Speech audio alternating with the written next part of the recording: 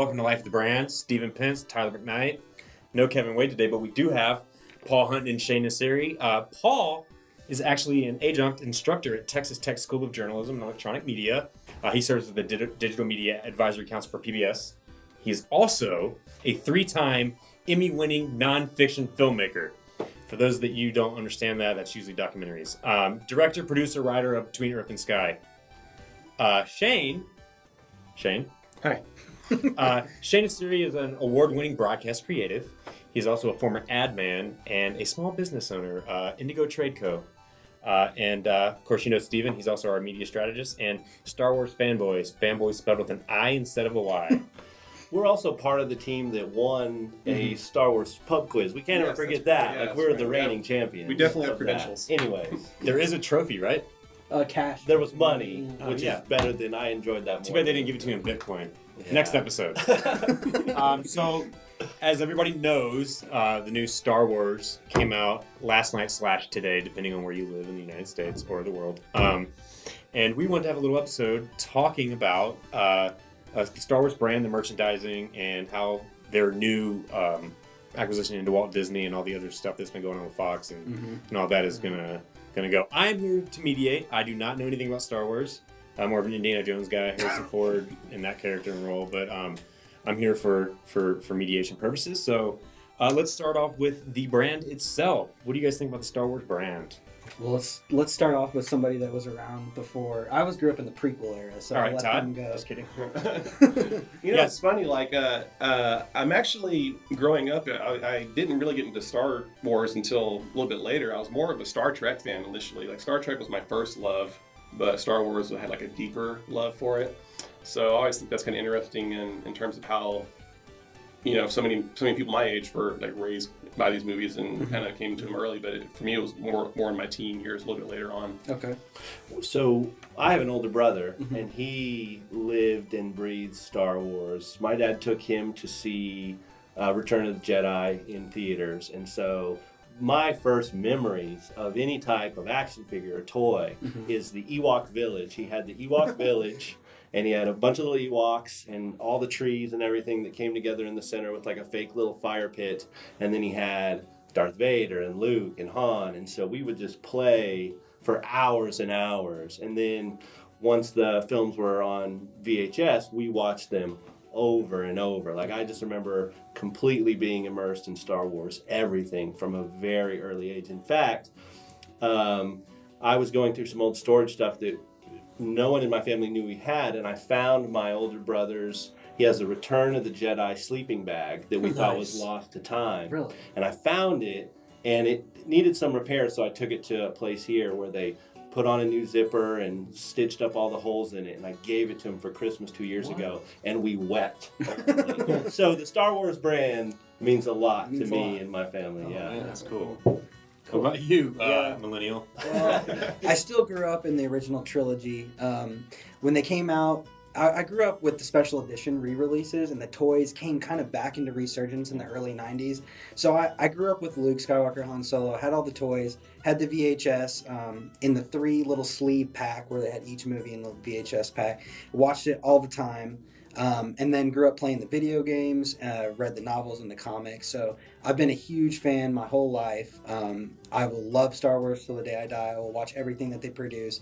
I may like some, may not, but I will. It'll always have a special place in my heart. So then I'll take a stab at it just because, we're talking about the branding and how effective that reach has been. I mean, it reaches someone like me who is not a fan, but Luke Skywalker is a household name. I mean, it doesn't matter if he's almost as synonymous as the name Donald Trump or Barack Obama. It has a worldwide impact.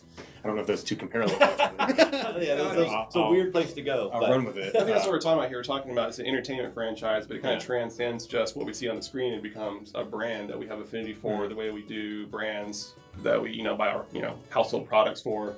Like we become brand loyal to it. Like you said, you're going to be a Star Wars fan. There's cups, napkins, sleeping bags, pillows, couches, toys, dog And I think collars. And I think a larger point to what you're saying there, it really goes back to the genius of George Lucas, right? Because he made a deal, and someone may know the exact details, but essentially the studio was like, he basically said, look, y'all can take the most profits from, like, you can have the most points on the back end, you can have the rights to this, that, and the other, but I want all the merchandising. And they were like, ha, ha, ha, ha, go ahead, Georgie boy. And that's the most lucrative part of the whole thing. When Disney acquired it, I mean, the valuation of the brand, the franchise, was heavily in what the merchandise would offer. Yeah. You know, they made their money back on the gross receipts of the first film, and then have made more a killing and just on the merchandise. Yeah, rights. billions and billions of dollars. And that's, you know, my entry point into Star Wars, as I said, was like action figures. So it was all, I mean, you have to give George Lucas a lot of credit because there were other, now I think we also, from a storytelling point, have to give credit to the idea, which also is George Lucas. He created a mythos that is just so deep and interesting, and he took from all kinds of different things, from obviously the Hero Quest, Joseph Campbell idea, but also samurai films. Like, he just borrowed from all of these different things and remixed them into this amazing science fiction world that spoke so deeply to so many people, that it was that combination of not only his ability to tell these stories and create this world, but then to be savvy enough to be like, and this can be kids' cereal, toys, condoms, which they'll never use because they're all virgin. You know, but seriously though, I mean, the force is definitely with you. Trust me, it wasn't. That's called gravity. But you know, I do think you're absolutely right. I mean, so correct me if I'm wrong, but so when he sold the rights to Star Wars, did he sell his merchandising rights as well? That's why it was so pricey. That's what's so lucrative for posterity. I mean, you know, Disney has like an infinite milk machine, right? And they've almost made it back, right? They paid $4.5 billion. It seems undervalued. Yeah. So Disney, how smart of Disney, you know, the big mouse. They keep acquiring whatever they want and making a fortune out of it. But yeah, I think they paid $4.5 billion, and The Force Awakens made. And so talking about what draws us to there, like I said, I honestly wasn't super big in the movies. It was all that other stuff that drew me in, like the books, like you were saying, the books and the video games. And what was so interesting about it was the world that it drew you into. Like, you know, you could be absorbed by all the different side stories and all the different minor characters, and it was like something that we just never experienced before. Oh yeah. When I want to touch on a point that you made about the hero's journey and how important I think that is to the overall Star Wars mythos, the archetype of the hero. And I feel like that storytelling element, maybe you guys can expand a little bit about what you guys know about storytelling, but why is that so effective, of the simple story of someone coming from nowhere, rising to the occasion, learning under the master to accomplish their goals?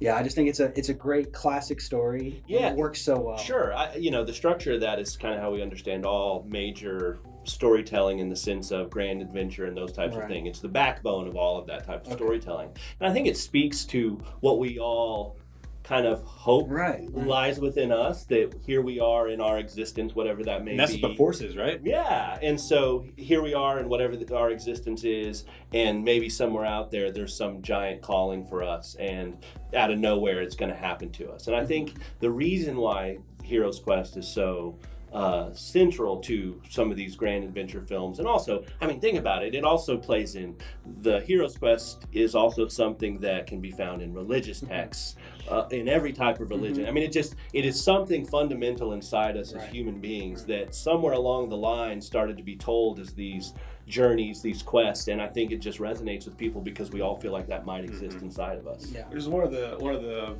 you know, consternations people have about the prequels, is that instead of the idea that any of us could be Luke Skywalker, that any of us had that potential within us, it became a system of who had the most midnight lines, you know? And so I think everyone rolled their eyes at that and were like, well, that's not cool. That's not what I want the Force to be. So that was one of the things that kind of you know, takes away from the mythos a little bit, which I think Disney's trying to reclaim. They're trying to avoid that and kind of re-embrace the idea that it's this mystical thing that anyone can rise to. I mean, we were talking about earlier before you know, we started shooting the. Yeah, my biggest worry, and I'm not a Star Wars fan, but I'm trying to echo what other people say, is, do you think they're going to Disneyize the Star Wars franchise and turn it into this little kid, you know, dreamland where you can come and, you know, buy Star Wars popsicles and, you know, all this crazy stuff, and sort of deflate any sort of art that comes with it? I mean, I know some people were very upset, and I think we'd be fooling ourselves if we didn't think it was already there. I mean, I you know, as much as Disney is a giant worldwide corporation that has a history of doing that to their own franchises, you know what I mean? Yeah, I think George Lucas was his own Disney. Yeah, and I do think, I mean, I grew up with Star Wars as a child, so I think it's important to cater to children in a certain degree. So I don't know. I think it's important to kind of keep that childlike spirit alive within the films in a certain degree. Yeah, and I think there's a cool thread that we just kind of hit on all across there. Is, I mean, essentially these are films for kids. I mean, from the beginning, from the beginning, real though. But but it speaks to the child in all of us, and that's what the Hero Quest always does. That's what this merchandising does, and that's what these films do. Is that they're made for kids, but they speak to the kid in all of us. Great example. You go to see the premiere of it, and you got 56-year-old dudes dressed up as whatever their vice may be in a character. But I mean, some people I had a Boba Fett costume. Yeah, no, I knew I saw you. And it was weird that they put another 20-minute Frozen short before The Last Jedi. I thought they learned their lesson after Coco, but I guess they're just really hammering that down. And Olaf is So since when the original films came out, there weren't all these mediums for marketing and advertising. Now we have digital. We have all these great things with it. How do you think all these new marketing platforms and mediums have changed the way they sell this film as opposed to back in the early days? Well, I think the films themselves have become these events for the brand, right? They're the tent poles that hold the entire brand up, but they're really trying to sell us on the brand, specifically on the merchandise that comes around the tent pole release. And the marketing has just become sort of like these entire vehicles just become about the marketing. I kind of have a beef with the way they market these things because there's so much misdirection in the marketing. They create an expectation and the movies just never actually live up to it. So they really kind of try to reel you in with the anticipation more than they do with what they're actually delivering you. And just to keep you kind of keep it in your consciousness all the time, and Yeah, that hits a point. They actually recall the marketing for The Force Awakens, Episode 7. They actually left Luke Skywalker out of the majority of the marketing, which I thought was a really interesting take. But there was a lot of misdirection there, a lot of mystery build up because you're like, where's Luke? He's been gone. Where is Luke Skywalker? I think J.J. Abrams, that was his main question when formulating and recreating the new franchise of Star Wars was, what has happened to Luke Skywalker? And then, he doesn't show up in the majority of the film. And that kind of touches on what I kind of view as problematic toward the direction the franchise is going, because I feel like that's not what Star Wars was ever about. I mean, it was always very formulaic, like the hero's journey. It was just kind of, let's take an established formula and put it in this sci-fi fantasy universe, and it worked well. I mean, it didn't have to be overly complicated. And now we have this idea of like, everything's a mystery. What's the big question? What's going on? And people say, well, what about Darth Vader and Luke Skywalker? That was never a mystery. That was just like a complete stunner, And it worked within the story, but it was never like teased, like, ooh, who's exactly? Exactly. What was the first line? It's inauthentic to what Star Wars should be now, but that's just kind of like, I think with the internet the way it is, and everyone's fan theories and stuff, it just kind of feeds into that. And the Marvel Easter eggs, we've created this giant system in the film industry. Was Stan Lee in the new Star Wars? Probably. He more than likely was, but it goes back to what Shane is talking about, this idea that the movies are the events, but it's to sell all this other crap. Yeah. And the main way they sell the movie is just a bunch of these mysteries, so that people can go, I saw that coming, I didn't see that coming, or I stayed after the credits, and this and that and the other. It's actually exhausting. So the entire thing's just become a meta narrative, and then that's what we're kind of attaching ourselves to. I like it. Yeah, that's an interesting one thing going back to sort of the brand talk is here's a perfect example of sort of Star Wars using their brand and making merchandise is the Porg, right? The director, writer, Rian Johnson, all but admitted that new character, Porg, animal, was sort of like the merchandising people say, we need a cute little alien. Let's get something. Yeah, which is problematic overall because we have product placement, but it's weird because it's its own product placement. Like, this will be on all the shelves for Christmas, kids. You know what I mean? And his name's Porg? It's a species of animal. And they're like pigs? They're like a penguin breeded with a puppy. Yeah. Oh. Yeah. Did they even mention the name of the species in The Last Jedi? Because I don't know if they did or not, but everybody knew it because that just goes back to the marketing. That's a great point. I was thinking about it this morning. I'm like, wait, where did they say Porg in the movie? I don't know if they did, but it was a big hit. That's good. Yeah, I kind of like. Like, what the hell is this thing? It goes back to the marketing. They're better than Ewoks. I'll say that. Yeah. Okay, what's next, Si? So we kind of hit on all the great stuff. Now I want to take us to the fun part, and if you haven't seen the movie, tune out for about 2 minutes. Just scroll through your Facebook feed, but don't hit refresh. 2 to 45 minutes. Scroll back minutes. up, and the video will still be playing, so you'll catch the end. But we're going to do Star Wars The Last Jedi hot takes. And let's start with the man who didn't like it. I got you on my back. Yeah, I think he's on the fence. I'm on the fence a little bit. But let's hear what you have to say, and then I'll give you my viewpoint on it. Yeah, I'm looking forward to that. No, I think it goes back to the expectations that these films create and the marketing behind it. And I kind of went in not expecting anything like what they were marketing to happen, and with really low expectations overall. And I still found myself disappointed. So I tried to set the bar appropriately, and it was just it's an outlier in the series, and I kind of equate it to Jurassic World. Where that second one looks terrible. It does. It really does. Great trailer. So No. I mean, Jurassic Park. It's a wonderful film. It has a couple sequels that aren't great, but they still feel like they belong in the universe. Then you have Jurassic World, which is a complete outlier. It's tonally different. It doesn't feel like it belongs in the Jurassic Park universe. That's how I feel about The Last Jedi. I feel like it's a complete outlier in tone and feel and everything. The prequels are much maligned, but they were coherent storytelling. They had coherent storytelling. This was kind of a jumbled mess, if I'm being honest. There was a lot of subplots that had no resolution, didn't really affect the outcome. That doesn't mean they weren't resolved. It just means they were bad. Well, yeah, exactly. Well, and and I think to Shane's point, everyone stay with me here, but whenever The Force Awakens came out, one of the big complaints was it was basically a remake of A New Hope. But then they had set up so many of these mysteries that now the complaints, at least according to Twitter, are they didn't answer anything. Yeah. And it's like, here's the great mystery, and then they reveal is that there actually is no mystery. And I like that. See, and I'm okay. I like the ambiguity of some of the things that are still out there. Knights of Ren. Does anyone not even care? mentioned in the last one, Well, the background of Snoke.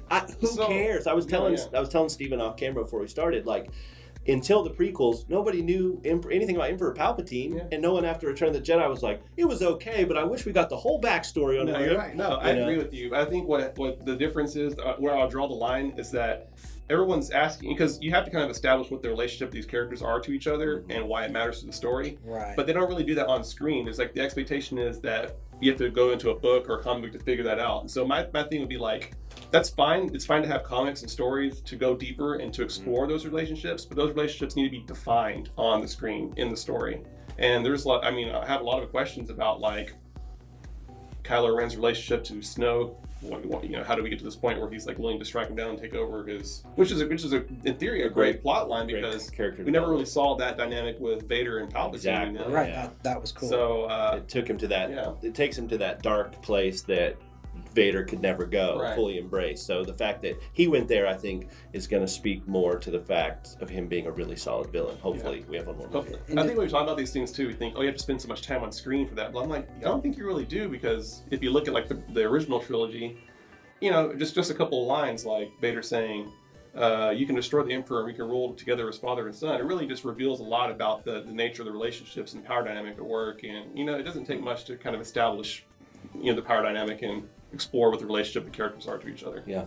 Great point. So after Shane's testimony, Paul, I know you liked it. I do like it. I think, going back to a couple of the things I already pointed to, I like the fact that from the moment, you said spoiler alert, from the moment Luke Skywalker throws the lightsaber over his shoulder, which was such a big, crazy moment. It was a in gasp. The first one, that was Rian Johnson saying, hey, we're going to subvert your expectations and take this story in a different direction than you ever thought it would. And I love that. I mean, that's what that was. That was a perfect sort of visual representation of where we were going in the film, and he never stopped doing that. Yes, there are some giant plot holes and weird things.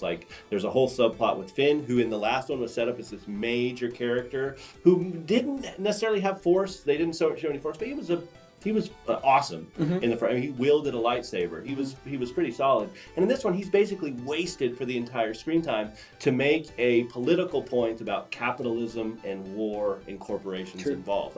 That just felt so out of place. I think you said it, and I agree with you. You could take that whole thing out and just be like, Finn's off on a mission, and then just have him show up at the end, and nothing would have been changed. You Gandalf it. Yeah, exactly. Yeah, and so And Star so, Trek. yeah. Good reference. So, I mean, that's a big problem. So don't get me wrong, the film had problems, but I love the development of Kylo Ren. I think he's a very interesting character, maybe more so than any character we've seen in this series, save Luke Skywalker. I'll agree. I don't want to sound like I'm just totally trashing it. Yeah. I agree. I liked Kylo Ren and his interaction with Rey and how their kind of thing resolved. Yeah. But it just seemed like it was buried in the middle of all this other Yes, stuff. and That could've that's been, bloat. It was very bloated. I mean, I think Rian Johnson said on Twitter that, he would have liked this movie to be like 3 hours and 20 minutes. Oh my god. And it's just like, no, it was bloated. That is a lot of characters running around. I liked it. I liked that it changed. If Force Awakens' biggest criticism was it was basically a remake of A New Hope, this one takes the universe finally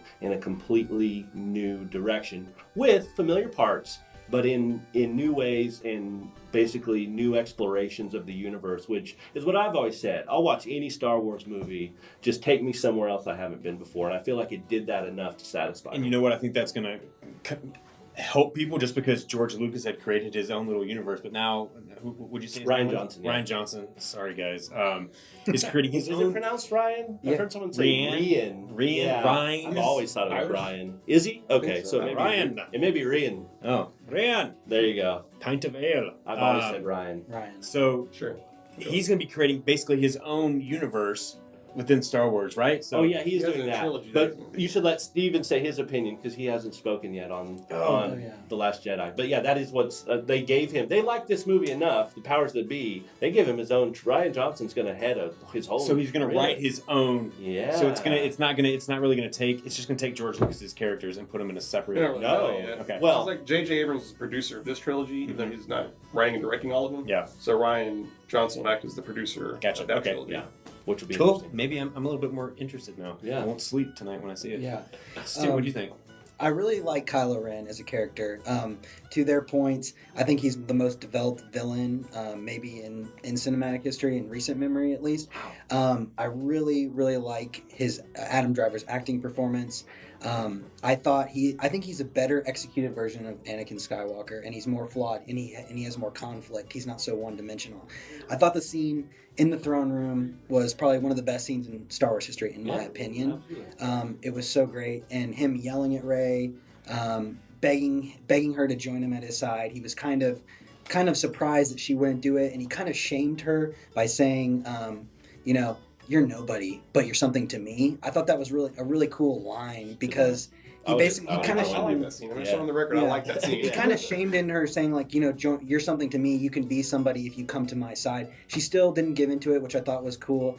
But I think Kylo Ren as a character is really good. As far as the movie overall, I have problems with it. I enjoyed it for being a Star Wars film. I liked what you said about taking it into a new direction because there is no pleasing Star Wars fanboys. If they had made it Empire Strikes Back Part 2, people would have been mad. And they took it in a different direction, and I can't fault them for that. So I think that was good.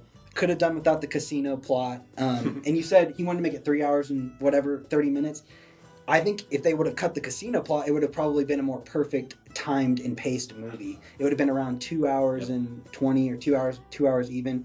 I thought that would have been a good time, but it was he's the director, that's his choice for the films. Maybe we'll get a director's cut. But So, thumbs up, thumbs down. Go see it. I said go see it. Give it a shot. Oh yeah, you gotta go see it. Come on.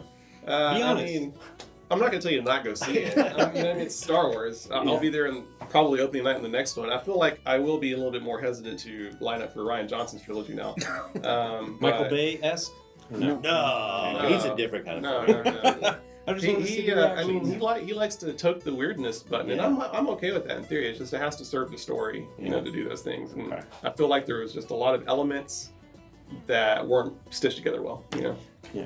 Unfortunately, Michael Bay is my go-to for a bad director, so I just had to balance it out a little bit, figure out what I'm getting myself into. I mean, if you've seen Looper, which is a Great Rian movie, Johnson yeah. film, I think it really tonally fits with how he constructed that one. Okay. Absolutely. Yeah, and Shane did something off camera that I think is an important point that I agree with. Like, one of the issues, too, is it just, instead of having a big, giant arc that we all kind of anticipate and follow, it's really playing, and it's actually something that now I'm going to dive deeper into because it's an interesting thing about movie making in general. Our short attention spans, I think, have now created a thing where blockbuster movie making, instead of having one giant 2.5-hour meditation on something, they create these little tiny moments, and there are little movies in each of them to where we get and don't get me wrong, filmmaking has been done like this, but it's not subtle anymore, and it doesn't serve a larger purpose. They basically create these mini moments that exist all throughout the movie that are supposed to sort of satisfy us, but the whole of them don't pay off in any major way like older filmmaking used to do, older epics used to do. You think of something like Lawrence of Arabia, or those movies that have in scope are just these giant films that take a character from somewhere and take them to completely somewhere else. Now we're kind of asked to do that in 10-minute chunks throughout the entire runtime. Yeah. And it does kind of suck. Well, my thing is, like, we kind of always just grant these movies status based off of their name and their brand. Talking about branding, like it's Star Wars, so I mean that's just the status we give it. But we're not even allowed to compare them to themselves anymore. So I would just go back and look at like Empire Strikes Back. I mean, it's a really well done film because you have separate characters, they have their own threads, and they all converge, and all their stories lead them to the same place, and it all matters into the final outcome, you know? Yeah. And it's subverted expectations. So I think it can all be done well. Yeah. You know, I mean, it's just TBD. Yeah. We'll see what happens with JJ. I feel like JJ he's kind of in a predicament. He has his hands down. How he's going to take the parts that he's been given. And you know, if you think about the tonal shift from this one to that one, and then now JJ's going to come back. It is. I thought the same thing last night. Really strange. Yeah. Exciting. All right, so I'm going to give everybody 30 seconds to give their final thoughts on the future of Star Wars, Disney, and Fox, and that whole integration that's happening. So let's throw a curveball, Shane. Final thoughts on the future of Star Wars? Well, I guess we're going to see many Star Wars now until the foreseeable future. Which is awesome, by the way. Yeah, I mean... They'll be seeing them in a galaxy far, far away. After I like the idea of taking a break every now and then, just kind of like building some anticipation, because I don't want to get franchise fatigue, you know? Like, how long's a break, in your opinion? 10 years, 20 years? Well, it's the interesting thing about the original trilogy. The last one came out Return of the Jedi came out in like 83, right? And it was 1999 before we had another one. So it was like, what, 16 years? Let us breathe. And there was a moment there where it was kind of dying from people's consciousness. But then in the 90s, all the books came out, all that merchandise came out, and really kind of gave fans, you know, more of what they were looking for and gave them a reason to kind of keep on going. And it really created like probably the fandom that we have today. I think that period of time is probably crucial in creating the depth of the fandom that we have now. And so I think if you just have kind of a constant onslaught, and then it kind of cheapens everything, even cheapens the merchandise, to where it's like, I don't need to get this particular toy or whatever, because next year is going to be another. Turns it into the iPhone, essentially. Yeah. As far as Star Wars goes, I'm not excited for Solo, the Han Solo movie. Say that 5 times fast. Exactly. I am excited for seeing new stories in this universe that don't involve Skywalkers or Rens or Solos or anything else. I think that'll be fun. I enjoyed Rogue One, but I don't want this storyline or anything else. Like, that didn't have any of those people, but it was still this storyline. Get me somewhere else in this universe that I can see, which is what Rian Johnson's supposed to be doing. So we'll see what he does. As far as the Fox deal goes, I mean, it works out for Marvel and all the garbage they put out. I mean, hopefully Wolverine. That's another episode. Yeah, hopefully Wolverine will get involved in a movie. I care about that for some reason. But into space. For the most part, you know, it just goes. I mean, it just corporations are kind of sucking up everything to become these giant conglomerations of all these different parts. And then I feel like Fox, especially, will sort of get sanitized down and be brought into the Disney fold, much like Marvel movies and all those kind of things. We'll probably have some. I don't know all the logistics of all the things Fox owns, but I'm sure we'll have some world now that exists with their properties. Maybe The Simpsons will show up in a Wolverine movie. I don't know. Who knows? Yeah. Well, I'm really excited that there's potential to have a lot more Star Wars content. And like Paul said, I'm excited to see other stories in this universe outside the Skywalker saga. I do think they need to take a break from that and maybe revisit it after the episode 9 comes out. Maybe wait 10 more years and Daisy Ridley and all those characters will come back. Maybe we can revisit it then. But I want to see maybe like a detective story, something weird, interesting stuff. There's so many possibilities within the Star Wars universe. It's an entire galaxy. There's parts of the galaxy that have been unexplored in the lore as well. So I'm excited to see different stuff. But I don't want them to cheapen it. I don't want them to come out with stuff and just rush things to the screen. Not really excited about the Han Solo movie, but the fact that Obi-Wan movie comes out, I'm kind of excited about that. Oh, is that a thing? I think Ewan McGregor is going to come back and reprise Obi-Wan, which is interesting, but again, it's about how they handle it. Cool. I was going to see that. Yeah, like the Quentin Tarantino Star Trek. I'm super excited. Yeah, if that really were to happen. He's doing that? Yeah, he is. Who owns Star Trek? I don't know. Paramount. Patrick Okay, Stewart? yeah, Paramount. But long story short, Disney will eventually. So. Yeah, well, that's what I was wondering. Maybe for the Star Wars Star Trek crossover. Eventually. Yeah. I'm excited for the things to come. I don't think George Lucas would have kept this universe going, so I'm appreciative that someone else is picking up the mantle. And all hail Supreme Leader Kylo Ren. Spoiler. We'll bleep out all hail Supreme Leader. I don't think we can say that here. So with that being said, I really appreciate you guys coming in, and hopefully we can bring you in for another episode at some point. But Shane Nassiri, Paul Hunton, Stephen Pence, Todd McKnight. For that, we'll see you next time. Bye.